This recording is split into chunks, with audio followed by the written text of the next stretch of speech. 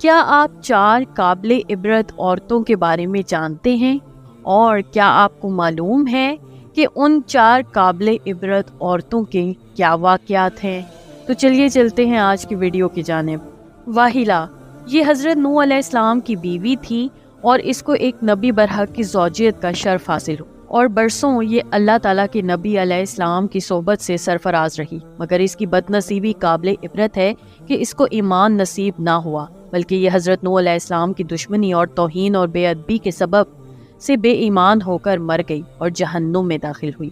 یہ ہمیشہ اپنی قوم میں جھوٹا پروپیگنڈا کرتی رہتی تھی کہ حضرت نوح علیہ السلام مجنون اور پاگل ہیں، لہٰذا ان کی کوئی بات نہ مانو۔ وائلہ یہ حضرت لوط علیہ السلام کی بیوی تھی، یہ بھی اللہ کے ایک جلیل القدر نبی علیہ السلام کی زوجیت اور صحبت سے برسوں سرفراز رہی، مگر اس کے سر پر بد نصیبی کا ایسا شیطان سوار رہا کہ سچے دل سے